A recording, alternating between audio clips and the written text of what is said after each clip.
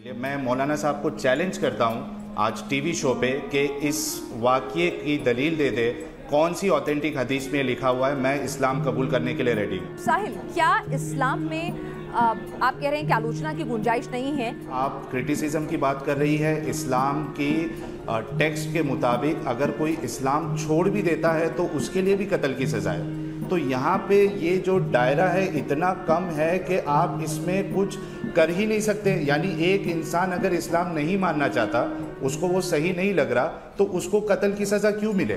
جس نبی کے اوپر ایک بڑھیا کوڑا ڈالا کرتی تھی روزانہ، اور کچھ مدت کے بعد میں وہ بڑھیا بیمار ہو گئی اور کوڑا اوپر سے نہیں آیا، تو آپ اس کی تیمارداری کے لیے چلے جاتے ہیں۔ وہ نبی جس نے یہ کہا ہو کہ اگر آپ کا پڑوسی بھوکا رہ جائے اور آپ پیٹ بھر ہیں تو آپ مسلمان نہیں ہو سکتے۔ یہ جھوٹ پروپیگنڈا یعنی جھوٹی باتیں یہ پھیلائی جاتی ہے۔ سنن النسائی کی حدیث نمبر 4061 آپ دیکھ لیجیے، حدیثوں کی لائن لگا سکتا ہوں میں جہاں پہ یہ کہا گیا ہے۔ لاکھ بار بھی دکھائیں گے جب بھی اس کو زوم کر کے دکھائیے۔ نہیں میں ارے بھائی صاحب، گوگل یونیورسٹی نہیں ہے، یہ حدیث کی کتاب ہے۔ میں گوگل یونیورسٹی پر ایمان رکھتا ہی کتاب کا حوالہ ہے، چھوڑ دیجیے نا کی حدیث ہے۔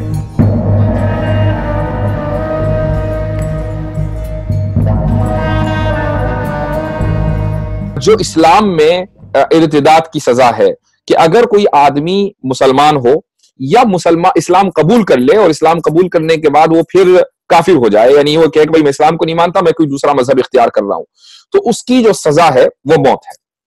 یہ ایک فیکٹ ہے، ہمیں اس کا انکار نہیں کرنا ہے اور یہ اسلام میں موجود ہے۔ لیکن یہ بات میں آپ کو بتا دوں کہ یہ کسی انڈیویجول کا حق نہیں ہے، یعنی یہ میرا حق نہیں ہے۔ اگر میں کسی ایک آدمی کو دیکھوں کہ اس نے اسلام قبول کیا اور اس کے بعد اس نے اسلام کو جو ہے ریناؤنس کر دیا، اب میں جاؤں اور اس کو مار دوں، یہ میرے لیے جائز نہیں ہوگا، یہ اللیگل ہوگا، میرے لیے گناہ کا کام ہے۔ کسی بھی انسان کے لیے گناہ کا کام ہے۔ یہ انڈیویجول رائٹ نہیں ہے بلکہ اسٹیٹ رائٹ ہے، اور اس کا میں پروسیس آپ کو سمجھاتا ہوں۔ مثال کے طور پر ایک آدمی اسلام قبول کرنے کے بعد یا وہ بورن مسلم ہے اور وہ مذہب جو ہے وہ چھوڑ دیتا ہے، وہ یہ کہتا ہے بھائی مجھے تو کچھ اور اختیار کرنا ہے، کرسچین بننا ہے یا جو بننا ہے، کچھ بھی بننا ہے، تو ایسا نہیں ہے کہ ایک دم جو ہے اس کو سزا دے دی جائے گی، بلکہ جو پروسیس ہے وہ یہ ہے کہ جب یہ ثابت ہو جائے کہ یہ آدمی اپوسٹیٹ بن چکا ہے تو اب اس کو 3 دن کی مہلت دی جاتی ہے۔ 3 دن میں اس کے جو ڈاؤٹس ہیں اسلام کے تعلق سے وہ اس کو کلیئر کرنے کا موقع دیا جاتا ہے، اور اگر وہ 3 دن میں مطمئن نہ ہو اور اس کے ڈاؤٹس کلیئر نہ ہو اور یہ ثابت ہو جائے کہ بھئی یہ آدمی اس کو پرابلم اسلام سے نہیں ہے بلکہ یہ ایک نظام کو جو ایک اسٹیبلشڈ آرڈر ہے اس کے خلاف بغاوت کرنا چاہتا ہے، تو اب اس کے اوپر سزائے موت جاری ہوگی اور یہ اسٹیٹ دے گا، اور یہ سزائے موت صرف مرد کے اوپر جاری ہوگی، عورت کے اوپر جاری نہیں ہوگی، عورت کو سزائے موت نہیں دی جائے گی، یہ فرق ہے۔ اب آپ کو میں بتاؤں کہ جو ماڈرن لا ہے، اگر مان لیجئے آپ کوئی جرم کرتے ہیں تو کوئی بھی کسی بھی دنیا کے کسی بھی ملک میں چلے جائیے، اس جرم کے ثابت ہونے کے بعد آپ کو 3 دن تو کیا 3 گھنٹے کی بھی مہلت نہیں دی جاتی۔ آپ یہ نہیں کہہ سکتے کہ بھائی میں نے جرم تو کر لیا لیکن میں جو ہوں معافی مانگتا ہوں اور آپ مجھے چھوڑ دو، ایسا کہیں نہیں ہوتا۔ جرم اگر ثابت ہو گیا تو سزا ملنی ہی ہے ہر حال میں، ٹھیک ہے؟ تو یہ ایک تو میں آپ کو پروسیس بتایا۔ اب میں آپ کو تھوڑا سا اور آگے لے کر چلتا ہوں، لیکن اس سے پہلے میں آپ کو 2-3 ملکوں کے قوانین بتانا چاہوں گا۔ ہمارے ملک میں، انڈیا میں، ایک آئی پی سی سیکشن 124 ہے۔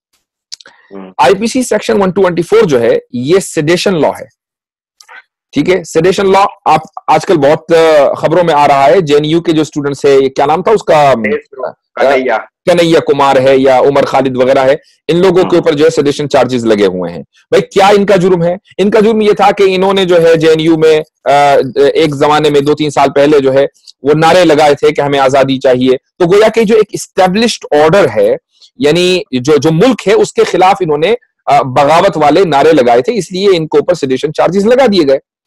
اب آپ یہ دیکھیے کہ جو سیڈیشن چارجز ہیں اس کی سزا کیا ہے انڈیا میں جو اس کی سزا ہے وہ یہ ہے کہ یا تو عمر قید ہوگی، اگر ڈیپینڈ کرتا ہے کہ کس طرح کا سیڈیشن ہے، تو یا تو عمر قید ہوگی یا 3 سال ود جرمانہ اور یا پھر صرف جرمانہ۔ یہ تو ہے انڈیا کا لا۔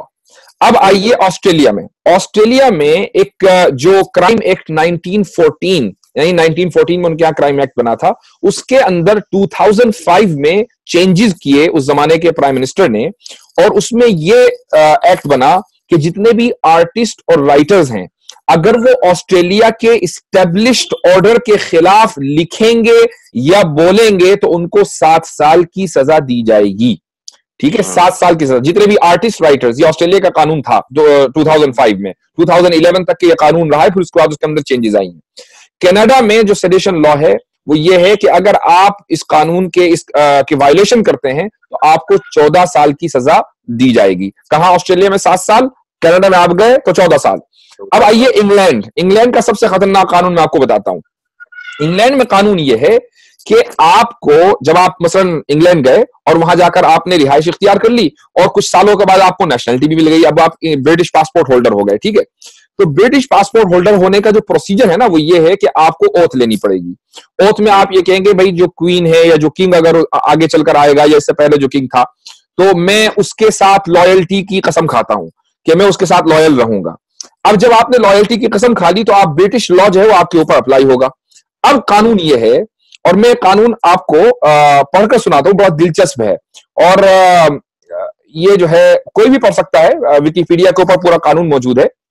اس کی جو عبارت ہے وہ یہ ہے, جو ٹیکسٹ ہے وہ یہ ہے کہ a seditious intention is an intention to bring into hatred or contempt or to excite dissatisfaction against the person of His Majesty, his heir or successors, or the government and constitution of the United Kingdom as by law established, or either House of Parliament or the administration of justice, or to excite His Majesty's subjects to attempt otherwise than by lawful means the alteration of any matter in church or state by law established.